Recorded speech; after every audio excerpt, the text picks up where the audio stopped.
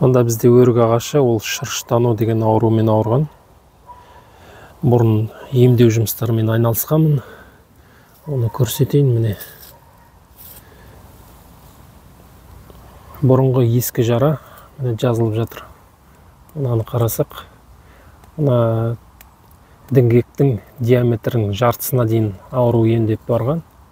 Мен жаздың күні байқаған кезімде мына қабықтың асты шырыштанып, шырын толып, соның бәрі шіруге дейін барған. Оның бәрі толып, оның бәрін тазалап, емдеу жұмыстарын жасағаннан кейін ауру тоқтады. Қарап отырсақ, мынау қазір жазылып жатыр. Мынау өсіп, жазылып, осылай жабылып, мына жер толық жабылып кету керек. Емдеуге келмейтін жағдайлар болады. Қай кезде емдеуге келмейді. Мына ауру мына діңгектің жартысынан көп бөлігін алған кезде, былай диаметрі тең жартысы мына дейін болса емдеуге келеді. Егер тең жартысынан көбін алып кетсе, мынаған дейін барып, аз ғана бөлігі сау қалса, ол кезде оны емдегеннен пайдасы жоқ. Өйткені шырын қозғалысы дұрыс жүрмегеннен кейін үстіңгі жағында өсуі дұрыс болмайды. Содан кейін бұның емімізден ешқандай пайда болмайды. Қазіргі кезде енді күн салқындады, ылғал ауа райы, сондықтан да қайтадан аурудың қозу белгілері көрініп тұр. Мына жерде міне шырын сыртқа шығып тұр. Мына жерде тағы да осы емімізді жалғастырамыз. Өйткені мына жараның бәрі толық жазылып кету керек бізге. Бұл жағдайды немен емдейміз, оның бәрін қазір көрсетеміз сіздерге. Арнаға жазылыңыздар, лайк басып қойыңыздар, комментарий қалдырыңыздар, сұрақтар болса. Бұл шырыштану неліктен пайда болады десеңіздер, 1,5 апта бұрын бізде 1-2 градус күн суытты, аяз болды. 2 градус аяз деген ол өрік ағаш үшін жапырақтарын ол бірден қуратып тастайды. Жапырақтар қурады да түсе бастады. Одан кейін ауа райы қайтадан жылынып, 1 апта бойы 20 градус көлемінде жылы болып тұрды. Жапырақтары жоқ, мұнда не істейді? Тамырдан, күн жылыған сайын о тамырдан шырын жоғары қарай итеріп жатады, оның кететін жағы жоқ. Сондықтан осындай ашық жара жерлерімен шырын сыртқа аға бастайды.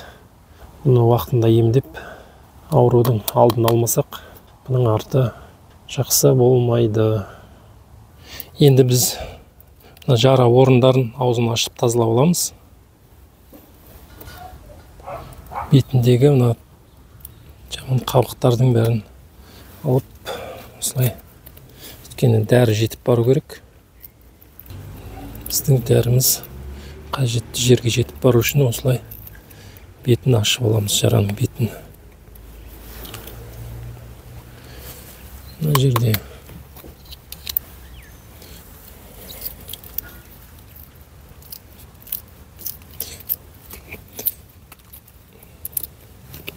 осылай ауру қабықты алып тастаған дұрыс. Қалың болып қатып қалған шырындарды да осылай алып тастаймыз. Өйткені дәрінің біздің бояуымыздың қажетті жеріне жетуіне кедергі жасайды бұлар. Мына жерді тазалады.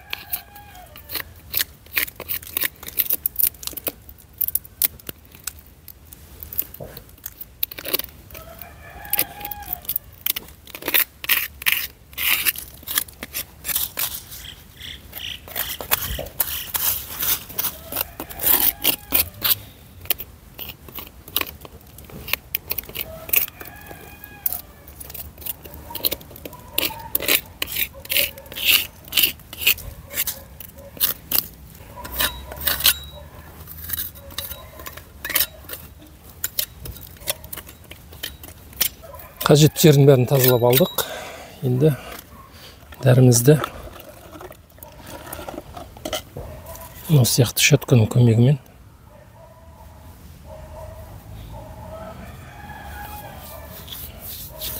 жағамыз. Сондай қою. Жағалау кішкене қиындау.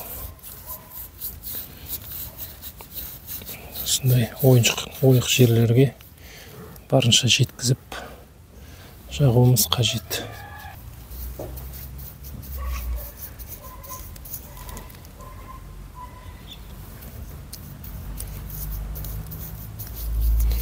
Ойық жеріне жеткіземіз осылай.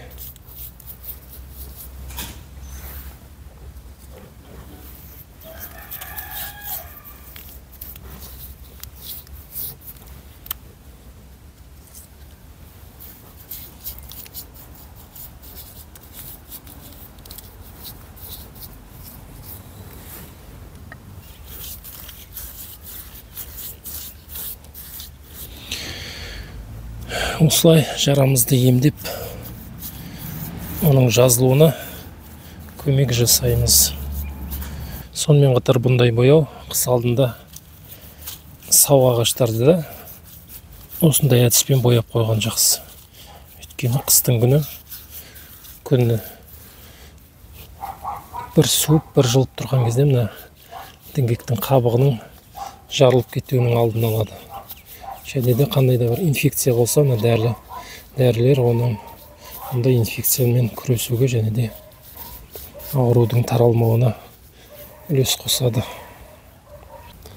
Осындай ауру жерлерге қою күйінде осылай жағып аламыз. Содан кейін кішкене су қосып, сұйылтып, діңгектің басқа жақтарына жағып тастаса болады. Аса қоюдың қажеті жоқ. Сау жеріне, мынандай ауру жерге көбірек осындай қоюдан жаққан дұрыс. Ол сияқты жаралардың орнын өстіп жағып, сол жағын бітіріп алғаннан кейін қалған бояуымызды су қосып, ерітіп, діңгектің қалған жақтарына, қалған ағаштарға да жеткенше жағып шыққан дұрыс.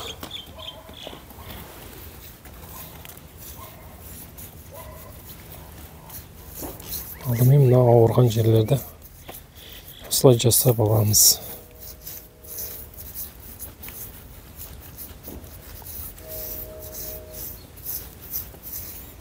Бұл жай ғана өрік ағаш емес, бұл сонда жақсы сұрып, дән сондай ірі абрикос дейді ғой.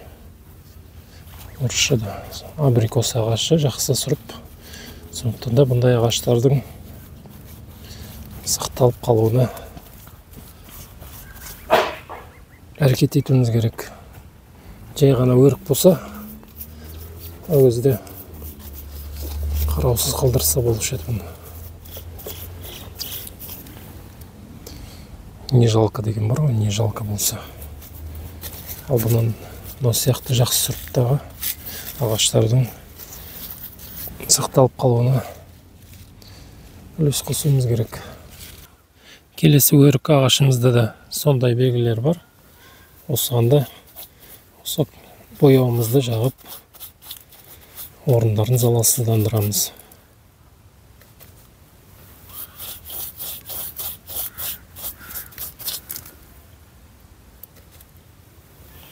Бұл әрекеттерді уақытында істемесек, кейін ол бәрі кеш болуы мүмкін. Өріктеріңіз жақсы және де бағалы сұрып болса, міндетті түрде осындай әрекеттерді жасаған дұрыс. Өйткені жақсы сұрыптағы ағаштарды табу оңай емес. Көп жағдайда сатып алған кезде сұрып сәйкестігі дұрыс шықпай жатады. Бізге ірі деп бергені майда болып шығып жатады. Қызыл деп берген сары болып шығып жатады. Ерте піседі деген кеш пісетін болып жатады. Сондай неше түрлі жағдайлар болады. Сондықтан да өзіңізде барды осылай бағалаған дұрыс. Менде абрикостар бәрі жақсы сұрыптар. Никитинский краснощекий деген бар. Өте ірі. Дәмі сондай шабдал сияқты. Және де курага, абрикос курага. Сосын кеш пісетін абрикос. Ол да ірі. Тамаша сұрыптар. Сондықтан да оларды сақтап қалу біз үшін өте маңызды. Бұл жерде бізде алма ағашы. Бұның да мына бұтағын қарасақ, шырын ағып, мына жерде суласып тұрғанын көруге болады. Бұл да шырыштану. Шырыштану негізі өрік ағаштарында көп кездеседі, бірақ та ауа райының бірден суытып, одан кейін шамадан тыс күннің жылып кетуінің салдарынан осындай алма ағаштарында да шырыштану кездесіп жатады. Оған да осы ерітіндімізден жағып, орындарды залалсыздандырып, және де бұл жердің жара болып кетпеуінің алдын аламыз. Бұл бояуды үнемі араластырып отырған дұрыс, өйткені бұның ішінде шөгіп қалатын нәрселер бар. Сондықтан да қолданған кезде үнемі араластырып, сөйтіп пайдаланған дұрыс. Өрік алма ағаштарындағы шырыштану ауруларын емдеп жатып, мынандай жағдайға кезіктік. Міне бізде алма ағашы, мына жерді қарасақ, міне шырыштанып тұр. Сонымен қатар мына жерді қап-қара. Мынау деген міне аурудың басы. Осындай белгілер болса, дереу осыны түбінен немесе осындай бір бұтаққа қарай кесіп тастау керек, толықтай. Өткеніне бұл қара деген, бұл орысшада черный рак дейді, қазақшада бізде жемір ауруы деп атайды ғой ракты. Ол жеп құртады ғой, осыдан басталады да, кейін бүкіл ағаштың бойын жеп құртады. Осындай аурулардың басталуы осындан болады. міне қап-қара болып тұр. Бұл деген инфекцияның ошағы деп айтса да болады. Бұны алып кесіп тастап, және де дереу бұндайды өртеп жіберу керек, және де кесілген орынды залалсыздандыру керек. Біз енді мына жерден былай кессек те болады бұны, немесе түбінен толықтай алып тастасақ та болады. Қазірше енді осыдан осылай алып қояйық. Мына орынды залалсыздандыру керек. Сонымен аурудың белгісін міне қап-қара, қарасаңыздар, түрінен ақ көрініп тұр. Осы мына бүкіл ағашты құртады. Осыған егер мән бермесе, осыны дер кезінде алып тастап құртпаса, ағаштың қалған жағын қарасақ, енді ешқандай да бір мін жоқ, сап-сау. Осы бір бұтақ міне ауырып басталып келе жатыр, қарасақ. Егер осыны дер кезінде алып тастап, осыны емдеп, қазір енді емдеудің де қажет жоқ. Бұл жерде мен кесіп алып тастадым, болды, енді емдедім деген сөз. Ана орнына жағып жүрген, ақтап жүрген сұйықтығымыздан жағып қойсақ болады, немесе тотияйын ерітіндісін дайын болса, сол жерге себе салса болады. Басқа ешқандай, осыны кесу ең маңызды, ем шараның бастысы осыны кесіп алып тастауға, және осыны өртеп жіберу керек. Егер ол тұра берсе, көзде байқамасақ, көктемге дейін тұрады. Көктемде одан кейін оның басқа жағына тарайды. Сонымен сап-сау ағашымызды құртуға алып келеді. Осындай жағдайларға мән беріңіздер. Негізі ағаштарды үнемі бақылап, осылай контроль жасап отырған дұрыс. Сол сияқты мына бізде алма ағашында да сондай шырыштану болып тұр.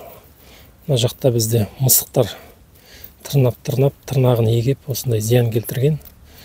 Осы жерге де сол бояуымыздан жағып, қабықтың тез жазылуына үлес қосуымыз керек, және де мына жерде міне шырыштану комеди течение дейді. Былай ұстаса, ол шырынды, шырын сыртқа ағып кетіп жатыр. Бұл көбінше өрік ағаштарында болады. Сонымен қатар осындай ыңғайсыз ауа райында алма ағаштарында да кездесіп жатады. Осылай осы шырыштанған орындарға ерітіндімізден жағып, ем шарамызды осылай жасаймыз. Бұның бірден бір себебі, қазбаларда жапырақ жоқ. Ана жол суытты, жапырақ құрады, түсіп жатыр. Ал күннің жылуы бұлардың тамырының шырынды жоғары қарай итеруіне әсер етіп жатыр. Ол шырынның баратын жері жоқ, сондықтан да осындай мәселелер пайда болып тұр. Сонымен қатар міне алма ағашының мынау сияқты да шырыштанған жерлерін осы дайындалған бояуымызбен ақтап бояп шығамыз. Күз мезгілінде осы нәрселерге аса мән беру керек. Өйткені осы шырыштанған орынға инфекциялар келіп жабысады. Ол инфекция қыс бойы осы жерде қалатын болса, қыстың суығы бар, күннің жылуы бар. Оның бәрі ағаштың денсаулығына өте зиянды кері әсерін тигізуі мүмкін. Осындай әрекеттерді жасап, ағаштарға көңіл бөліп қою керек. Егер олардың дені сау болсын десек. Мынау енді келесі бір алма ағашы. Бұл жерде де сондай шырыштанған орындар бар екен. Оларға да осы ерітіндімізді жағып, осылай залалсыздандырып қоямыз. Ашық тұрған жаралардың бәрін бетін жауып шықтық. Ендігі кезекте бояуымызға кішкене су құйып, сұйылтып аламыз да ағаштың діңгектерін осылай толықтай бояп шығамыз. Ағаш діңгегін бояуды күз мезгілінде, қыс алдында жасаған дұрыс. Көктемде жасағаннан аса бір пайда жоқ. Бұның қыс кезіндегі бізге берер пайдасы, қыста күн суытып, бір жылып, бір суытып тұрған кезде діңгектің қабығының жарылып кетпеуінің алдын алады. Бояулар ақ түс күннің қызуын кері қайтарып тұрады. Сол кезде бұл діңгектерде қатты қызып кетпейді. Сондықтан да бұл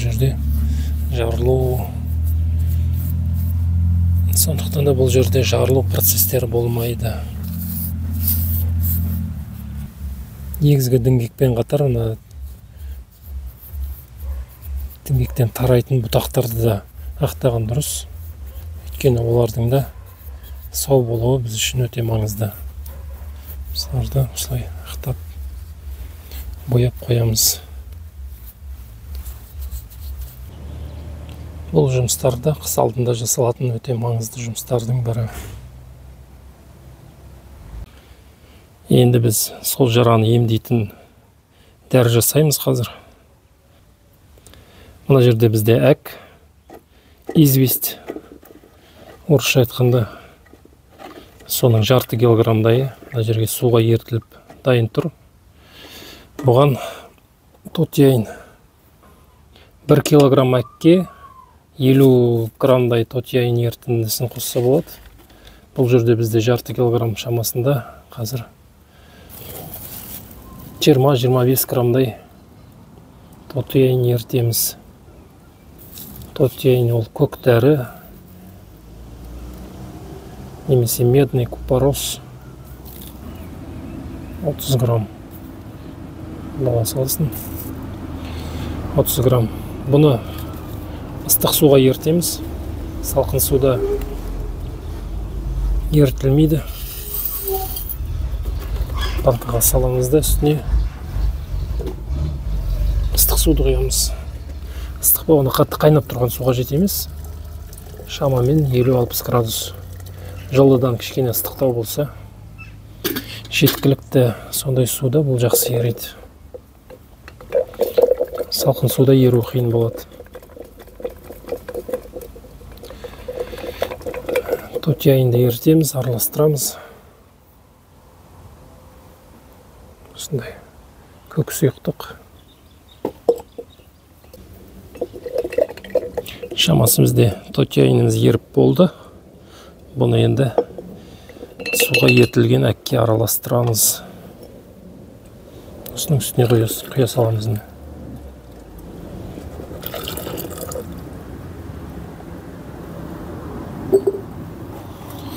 Осындай тамаша түске енеді енді.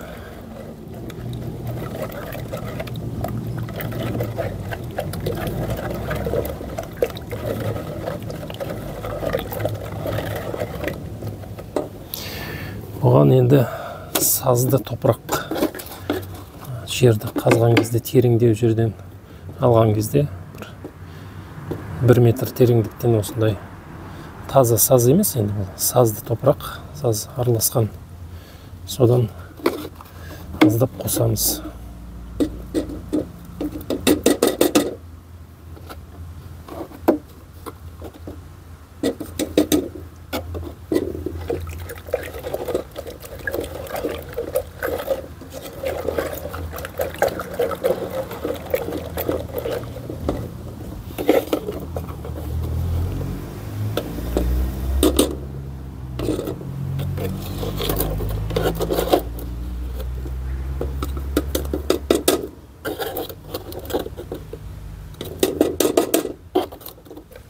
әкті суға еріттік, оған тотияйын қостық, оған саз топырақ қостық. Сонымен бұл енді біздің дәріміз дайын. Мынау енді тамаша жараларды жазғанға, емдегенге бұл тамаша дәрі. Жақсы жазады жараны. Бірақ та бұның бірден бір кемшілігі бұл жаңбырдан кейін бұл ағып кетеді. Бізде қазір күз мезгілі, жаңбыр деп жатыр, ертең ауа райы болжамында ертең ары күні жаңбыр деп жатыр. Қазір бұны осы күйі жақсақ, бұл жаңбырға бірден ағып кетеді, одан кейін қайта жағу керек болады бұны. Осы күйінде жаздың күні қолданса болады. Жаңбыр жоқ кезде, құрғақ мезгілде осыны қолданса, бұл тамаша жазады ауруды. Бұған енді бір қосатын нәрсе, бұл жерде эмульсиялы бояу. Бізде үй ақтайтын, үй жұмыстарынан қалған осындай бір бояу бар, содан алып, бұған осы бояудан қосамыз. Өйткені бұл дәрінің суға, жаңбырға төзімділігін кішкене арттыру керек бізге.